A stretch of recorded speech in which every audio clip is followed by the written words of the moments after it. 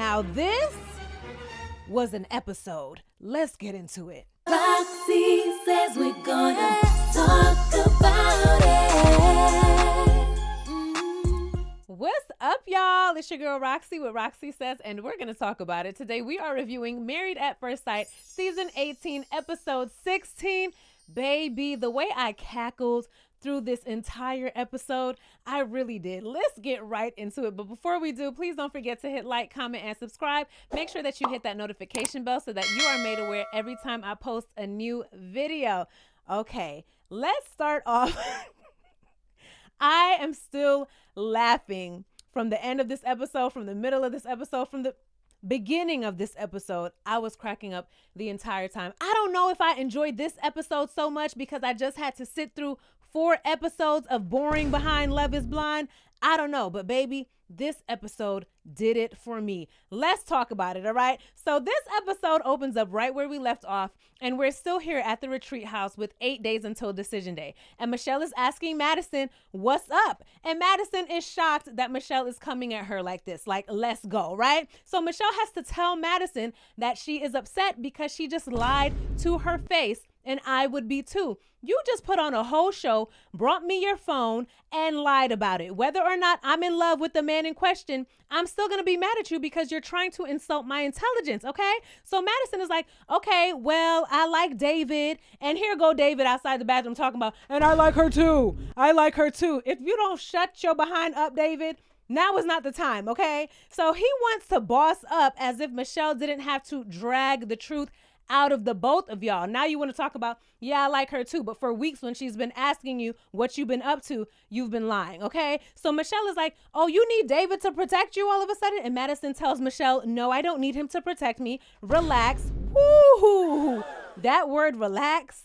Be careful how you use it, okay? So Madison goes into her story about, oh, we got to know each other from the gym and we were hanging out and we found out that we had an attraction and a connection and it's there, but we've never expressed it and we never explored it. I just told him today, these people are still lying. And David is still taking up for Madison. And he's like, she had no clue that that text was meant for her. Yeah, David, whether Madison knew it was for her or not, which I do believe that she did, you still meant to send it to her. So of course Michelle is going to be upset about that. So Michelle realizes again that she's talking to 2 liars and she just says F it and she goes to her room to pack, all right? She's like, I don't even want to speak to these 2 anymore. So we see MM and Camille. They come in the room to chat with Michelle and you can hear David outside of the room laughing, baby.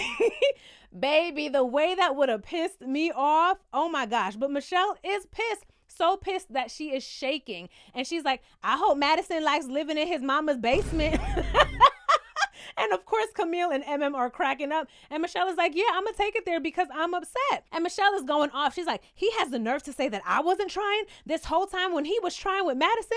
So now Michelle is thinking about the context of that text message. And she's wondering if David did, in fact, eat Madison. And if so, where did he do it? When did he do it? And like Michelle says, the worst part is that David portrayed himself as if he was Allan's friend. And Madison portrayed herself as if she was Michelle's friend. Cue up the Kelly Price friend of mine, okay? She was a friend of... Let me stop, okay, before I get a strike. But that's what it's given. She was a friend of mine and she left with my man. I'm gonna have to play that after this review, all right? But like some of y'all said, David is a fake who only befriended Allan so that he could get close and spend time with Madison without it looking too suspicious. A couple of y'all did say that in the comments, and that's what it's looking like. So Michelle says she's more upset with Madison because she really pretended to be her friend this entire time and she hasn't even apologized to her yet. So MM leaves with Michelle because she's not feeling the tension in the house either, all right? So decision day is in 7 days and we see Madison doing a little selfie confessional talking about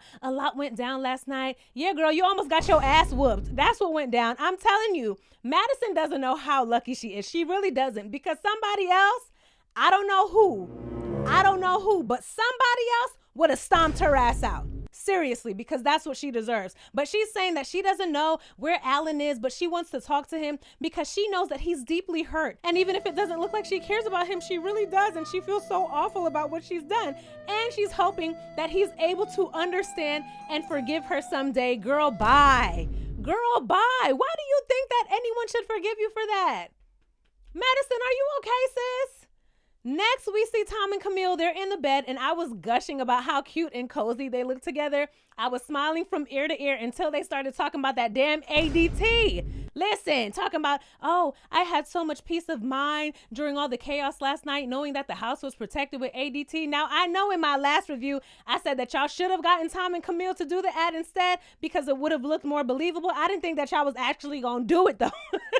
Stop it with these ads, okay? So Tom says that he feels let down because he was Team David and he was defending him a lot, but now he can no longer defend him, and he feels foolish for even doing so in the first place because the situation wasn't what David portrayed it to be to Tom either. And Tom says, I can't believe a damn thing that man says anymore. So King Baby David doesn't only lie to Michelle, he lies to everyone, all right? He lies to the experts. He lies on his cousin. He lies to everybody. That's just what he does. And Camille says that text makes it hard for her to believe that they haven't been physical yet. And at this point, I'm like, they better have been physical, because if David just texts women telling them that he wants to eat them up unwarranted or without any type of confirmation that text would be welcomed, then we have some bigger issues, okay? So next we see Juan come downstairs to speak to David, and he asks him, so what's the next step with your trifling ass? So you about to try to go take my girl Carla next? Is that what you about to do? Because I'm not with it. All right, Juan didn't say that, but he does ask David what he's gonna do next in this situation. And David is like, oh, I don't know. And he asks Juan for some advice, okay? So Juan tells him that he needs to be tactful about this situation. And Juanathan also says what I've been saying. It is totally understandable that y'all ended up liking each other. The issue is the way that y'all went about it. It was messed up. Thank you, Juanathan. Thank you. And he tells him to give Allan some time, but he needs to reach out to him and apologize to him because he really trusted you. This is what Juan is telling David. Allan really trusted you as a friend, and you can stay with Madison if you really want to, but y'all are starting off on a bad note. And Juan also tells him that yesterday had him feeling like he can't even be around them anymore, which David didn't like to hear, of course, but Juan is really going in, right? He was like, I mean, you can stay with her, but y'all gonna have trust issues. Because how much can y'all trust each other if this is how y'all started off, with cheating and lies?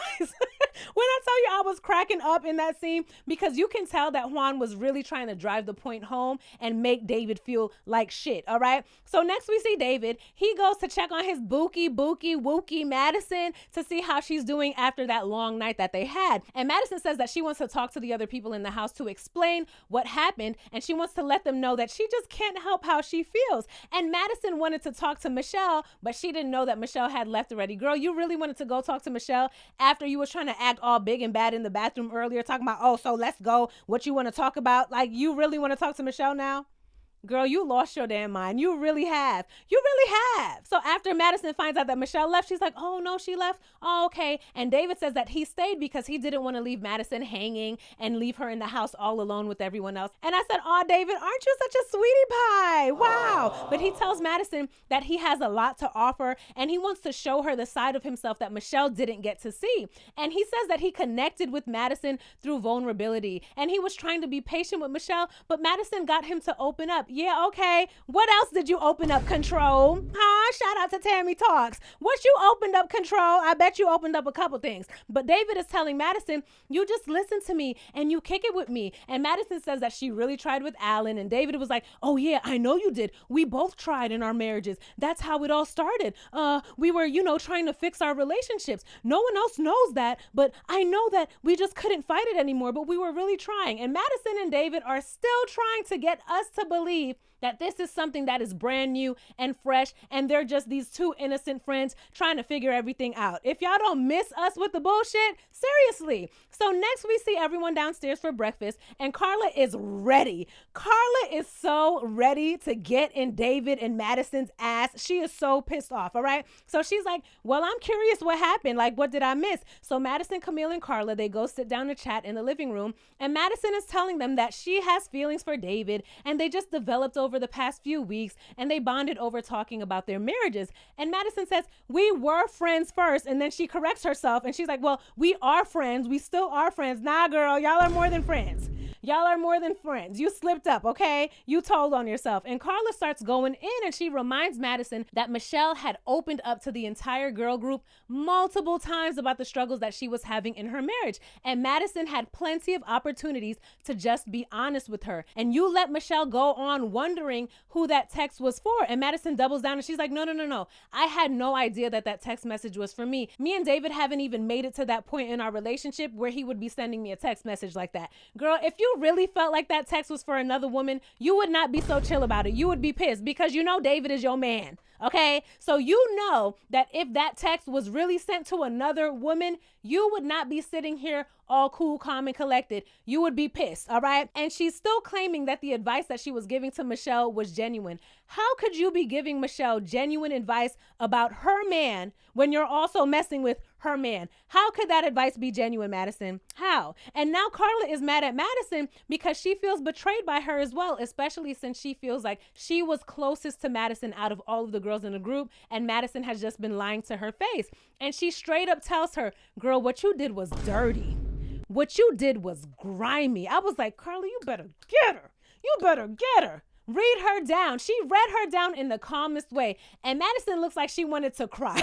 She looked like she wanted to burst into tears and run off. So Carla's like, so what y'all about to do? Are y'all on y'all honeymoon? Is this y'all honeymoon? Like, are y'all about to really be a couple? And of course, Madison is just trying to downplay everything. And she's saying, oh no, we're not even there yet. But Camille says that she thinks that David may think that it's something more than what it is. And then she says what we already know. That is not a text that you just sent to someone who you have a crush on and you're not sure if they like you as well. And she says that David has lied to everyone so much already that they can't believe anything he says. David has the reputation in that household of a liar, okay?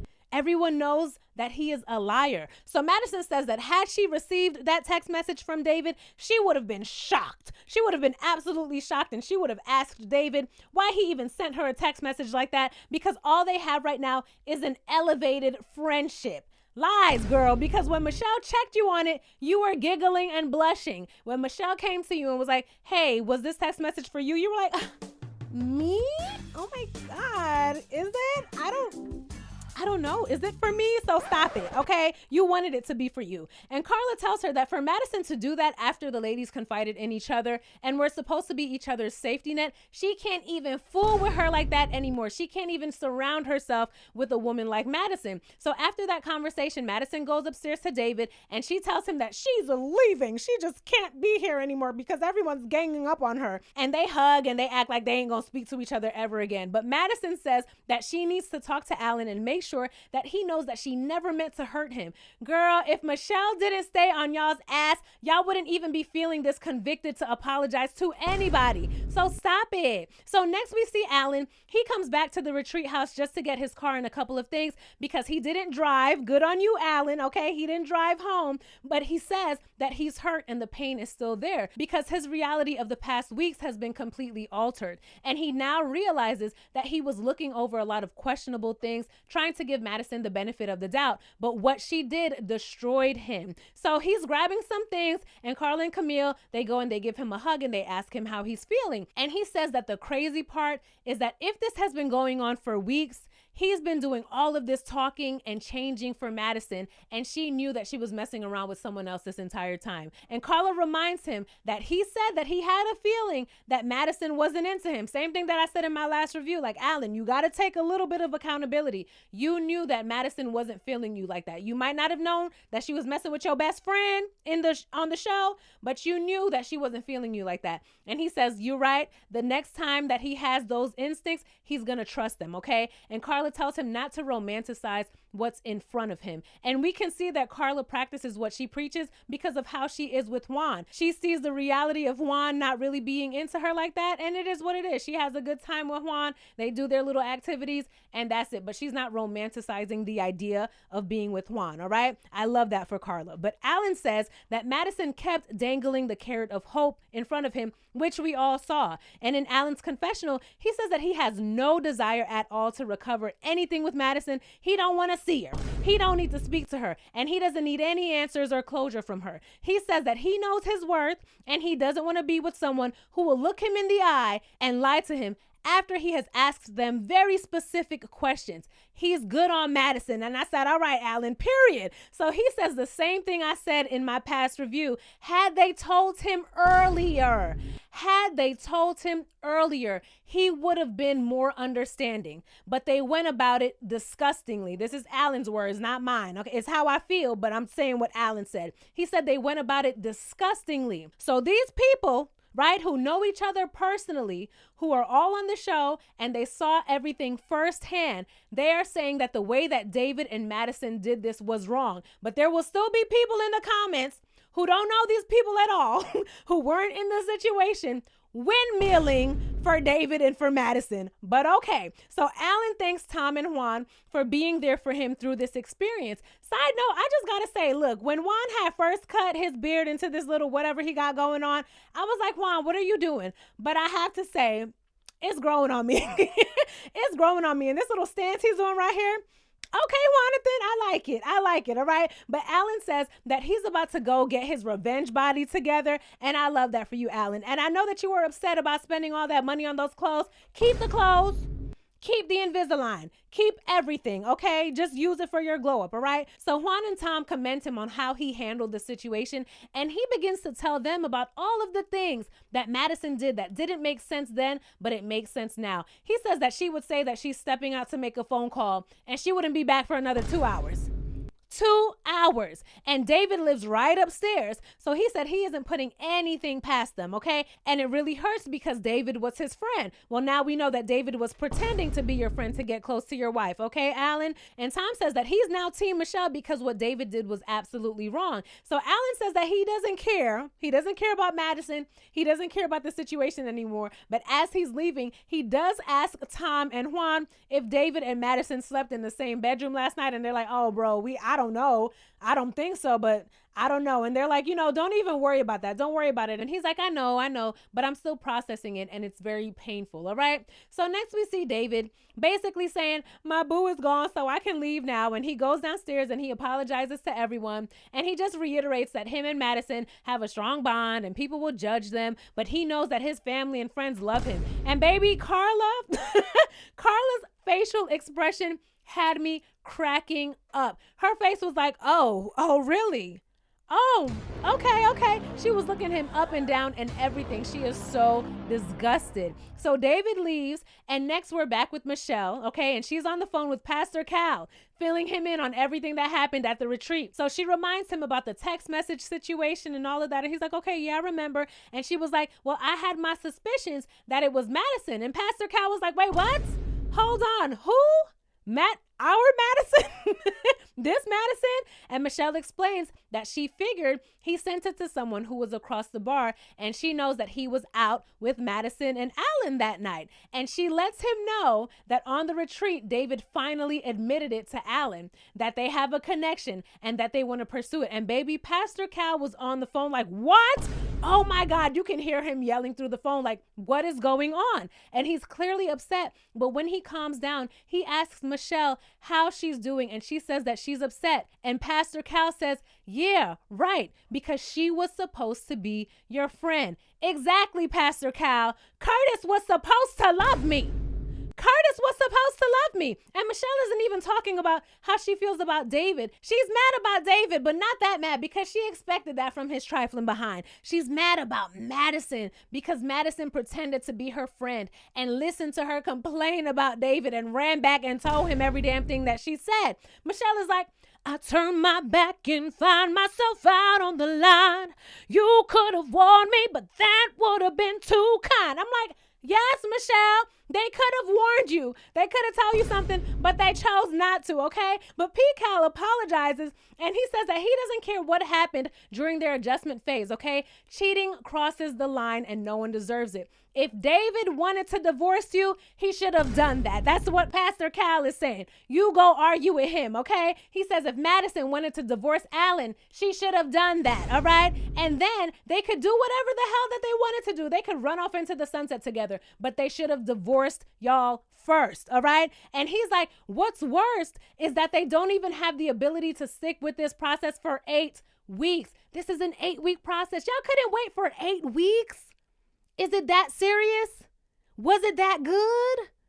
8 weeks? Child, Pastor Cal says that it shows an incredible lack of integrity, and he cannot wait to get in their ass about it in their next meeting, all right? So next we see Allan. He goes to Michelle's apartment to chat about the situation, and Allan says that he felt very supported when he went back to the home to grab his things, so he wanted to extend that same support to Michelle. Allan is such a sweetie.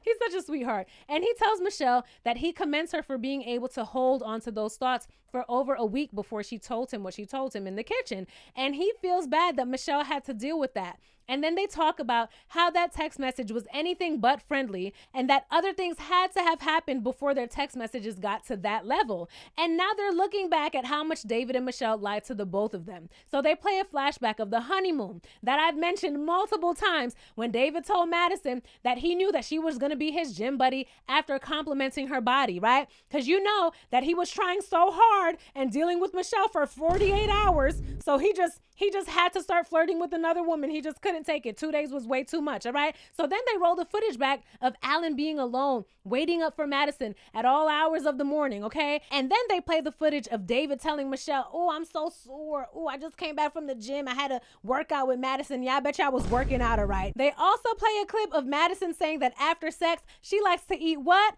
Tacos. Ooh, Madison loved to eat them tacos after she done did some nasty stuff. And we know Madison and David are the taco twins. They be out at all hours of the morning getting those tacos, all right? And they show side-by-side clips of them coming home at the same exact times. Like I said in my last review, I was like, I hope production rolls that footage back, and that's exactly what they did. Multiple clips of those two coming home at the same damn time.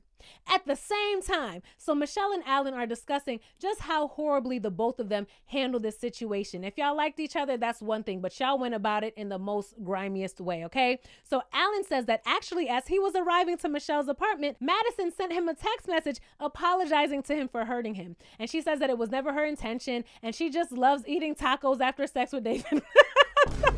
Okay, she didn't say that, but she does say, I'm so sorry for hurting you. That was never my intention. Can we talk about it? And all Allan replied was, please don't message me anymore. Nothing that you say is of any value in my eyes. And I said, period.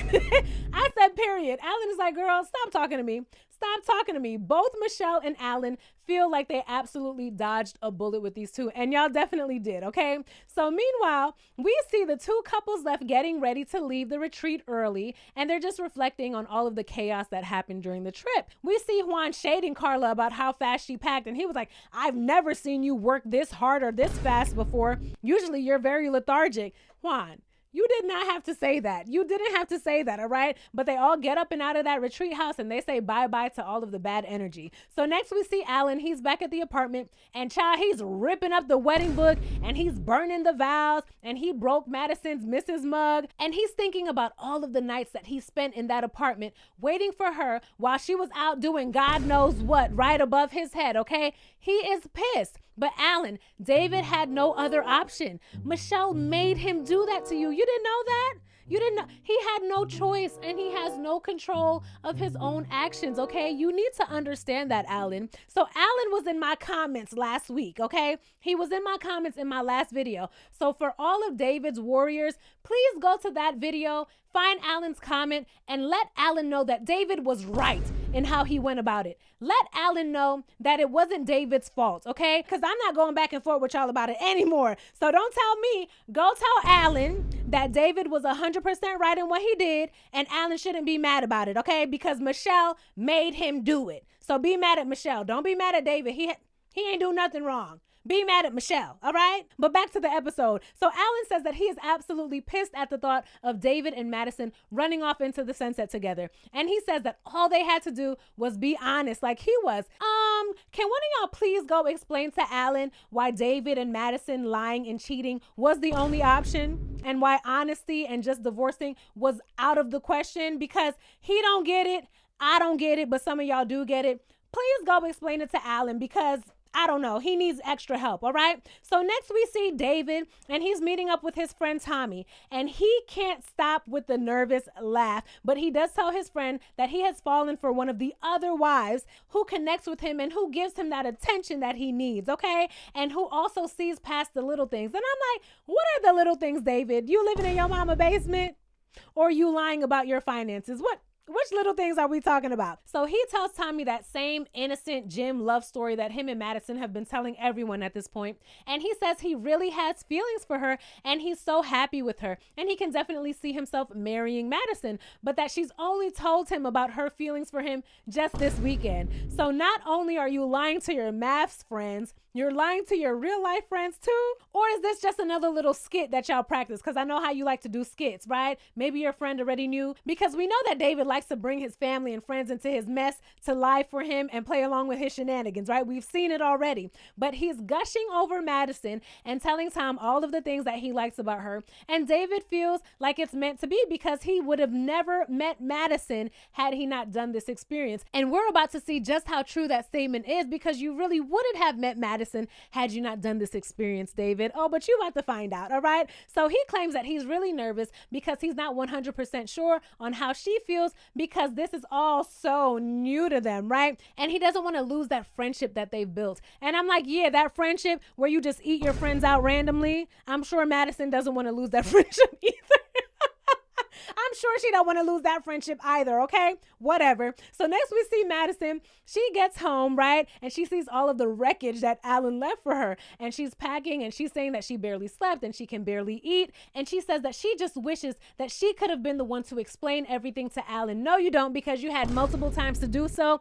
And you didn't. So stop it. So Madison calls up her friend and she tells her what Allan did. And her friend is like, oh my God, what? He's a psycho. He's such a psycho. He's gone too far. Like, I know that you cheated on him with one of his friends, but this is just out of the question. Ripping up a piece of paper is just out of the question. Like, girl, shut up. I see why y'all friends, because both of y'all are stupid as hell. So Madison is telling her friend that she really wants to talk to Allan and explain her side, but he won't talk to her because no one understands what it's like to be in this situation. And even though she could have been honest sooner, it was just too hard. Girl, leave that man alone. Just leave him alone. It's just crazy how badly she wants to talk to Allan now, when any other night she would have ran out of that apartment and go have some tacos with David. Girl, leave your keys on the table and get the on, all right? So next we see and she's meeting with all three of the experts, and she says that she feels good and she's made peace with everything because she knows that she was herself from the very beginning and she truly tried to make it work. She gave everything in this situation, all right? But she sees that he tried to tear her down emotionally and he has lied on her, and she gave him a pass because she didn't really know him. So also says that she spoke to her mom about it, and she says that her mom wishes Ikechi nothing but peace. But oh, she wishes him the worst. The worst. And I said, yeah, me too, sis. So Ikechi comes in with that stank ass attitude that he always has, and I could smell it through my damn computer screen. And Ikechi says that there was genuine like in the beginning, but the discovery period wasn't great and everything spiraled downhill from there. So Dr. Pepper asks him why he showed up to that retreat with that one ass piece of paper. And you can see how angry he's getting at that question. He's embarrassed about that moment because it didn't go the way that he wanted it to go. He's so embarrassed and irritated at that memory that he can't even answer the question. And he starts stuttering. He's like, well, and says he wanted to embarrass me. Yep, he wanted to embarrass me, and he finally is able to spit it out that he had no intention on embarrassing her, and he apologizes, okay? And says, I think that that's bullshit. I think that that's a burning bag of dog doo-doo. She is so over this man. And she tells Ikechi that he should be ashamed of himself. And he's like, this is why I walk out. You see how she's talking to me? This is why I walk out. No, you walk out because you don't like being called out on your actions. That's why it's not walking out. It's running away. That's really what it is. MM's emotions are not in a vacuum, you damn genius. And you come in and you act like you play no part in her frustration. It's very annoying to watch because you know what you're doing, all right? This man has the same amount of emotional intelligence as that damn beanie that's sitting on top of his head. But Ikechi apologizes again, and he says that he's gonna leave because this conversation doesn't feel good. And Pastor Cal tells him that in a marriage, you don't have the luxury of just leaving because leaving symbolizes that you don't want to talk things out and you don't want to resolve the issues. Child, I thought that Ikechi was about to start crying in this scene. P. Cal asks him if they want to continue in this marriage, and he's laughing as he asks the question because he already knows the answer. Ikechi says no, right? And MM says that she would love love a divorce. So she pulls out a purple folder, not that wrinkly green folder. She has a purple folder, all right, containing a letter that she wrote to Akechi, explaining that she was committed to this process and that his perceived reality isn't rooted in fact. She also says that he is embarrassing and she wishes him nothing but the worst. And as a parting gift,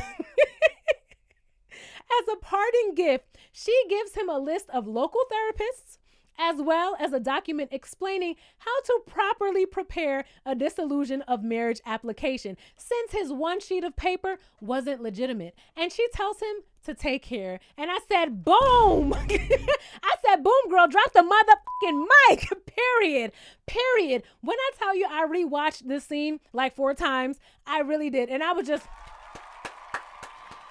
clapping it up for MM the entire time because I loved every second of it. So the experts wish them the best and they tell them that y'all are free to leave now. So Akechi is in his confessional and he's playing the victim and he's saying, you see what I just had to deal with? That's what I had to deal with every day. Well, we also saw what MM had to deal with from you. We saw that too, sir. And he says that it doesn't feel good to have to sit there and be insulted. If someone is telling you about what you've done to them and you take that as an insult, that's a problem. That means that you don't have any self-reflection. The fact that you refuse to take any accountability for what happened in this marriage is mind-boggling to me, okay? But he does say that he would rather be old and single than miserable and married. Okay, whatever. What show are you going to apply for next? What show are you going to chase down next? Because you chased down this show for 2 seasons. What show is next? You should apply for Love is Blind. I ain't even gonna hold you. You should apply for Love is Blind because we need some of your foolishness in these episodes. This season is horrible. This season is so boring. Akechi, bring your stupid ass on Love is Blind. We need you, okay? So Akechi hugs the experts and he leaves. And when he's gone, Dr. P is like, now, MM, you know that letter was shady. And MM is like, well, someone had to do it. Someone had to tell him. I usually charge for consultations, but this one is on the house. Baby, if you don't get them together. I love this scene. I really did. And Dr. Pepper and Pastor Cal, they looked so proud of MM. They wanted to stay professional, but they looked so proud of her. Pastor Cal was looking like MM was his daughter.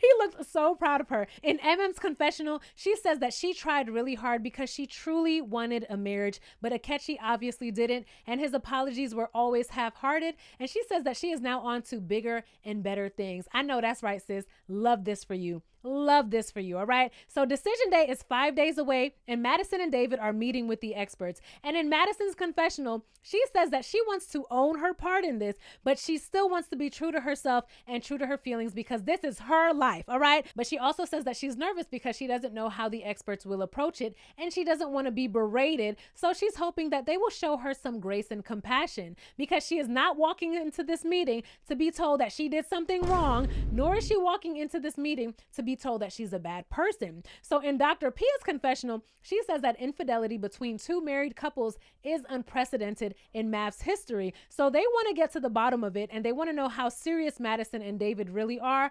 And they also want to discuss their plans moving forward. So the experts start by letting them know that they're extremely disappointed and upset, and they give them the floor to explain what happened and how it happened. So David tells them the same gym story that they've both been telling everyone, and that they found themselves on the treadmill for an hour just talking to each other, and they'd confide in each other about their marriages, and they would ask each other for advice. So when Pastor Cal asks them if they've been intimate, David gives that same ass shrug answer that he gave when Michelle first asked him about the text message, and he's like, no, unless you consider a hug to be intimate. And Pastor Cal is like, so you're telling me that the most that y'all have done is hug?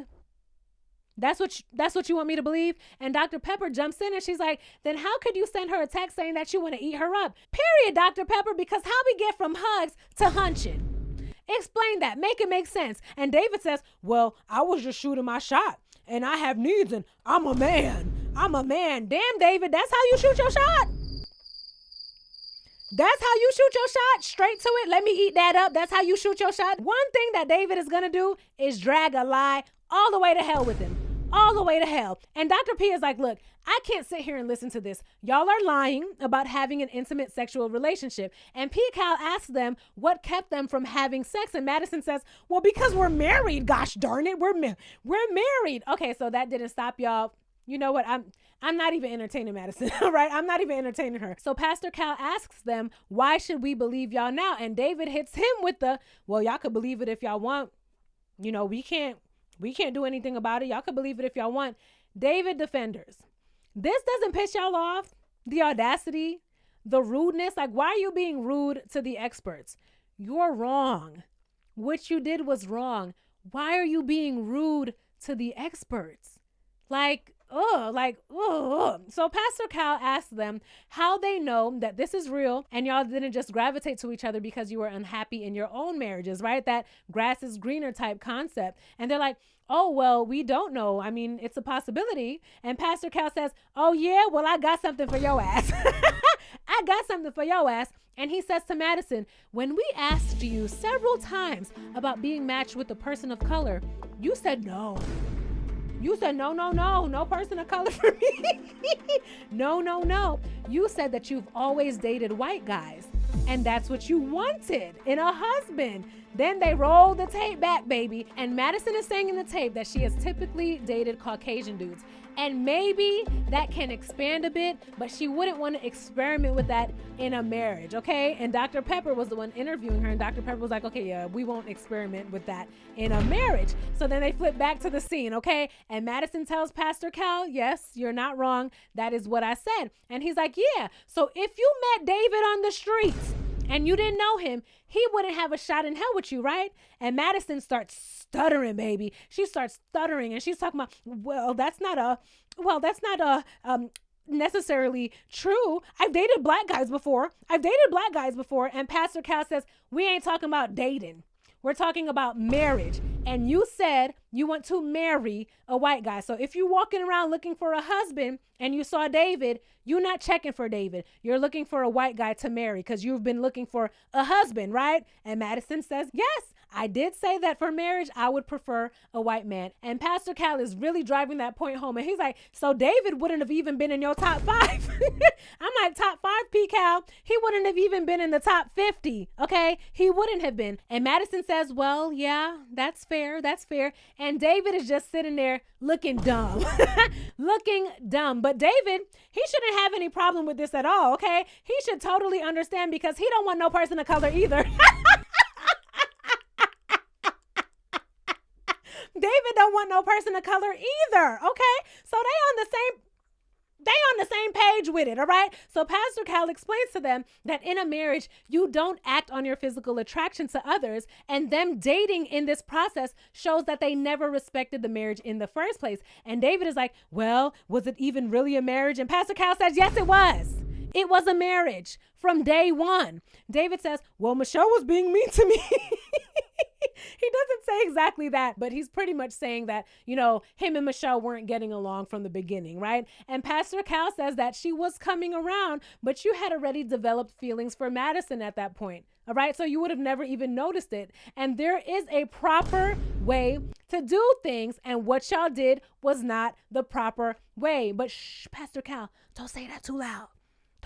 Don't say that too loud, Pastor Cal. So after he asks them how they're going to move forward, David starts talking about his strong connection to Madison and how she gives him butterflies and all of that. And Madison says that she does see something with David for sure, but it's not something that she wants to rush into. And there's still a little bit more that she needs to learn about him. And I'm like, I got you, Madison. You want to have a little more fun with David until it's time for you to buckle down and get serious and find your white husband. Okay, I got you, Madison. I got you. And she says that the idea of David being a rebound sucks, but only time will tell. And David is just sitting there looking dumb as usual. I wish that they asked David how he felt about what he just heard about Madison saying that she didn't want a person of color. She wanted a white man for her husband. I would have loved to hear how he felt about it. I'm just curious, all right? But some of y'all have said that Madison and David have been spotted around together in Chicago. So maybe they're still together, together, all right? We'll see. So, child, we see that in the next episode, it's decision day, okay? For Carla and Juan and Tom and Camille. And we see that there's a group meetup and everyone comes. Madison and David show up together and they're wearing matching red outfits. What is that about? And on top of that, Madison is talking shit about Michelle as if Michelle isn't in the room. So Michelle looks over. She's like, do you need me to come over there so we can have a conversation? And Madison is like, well, we could do this right now, babe.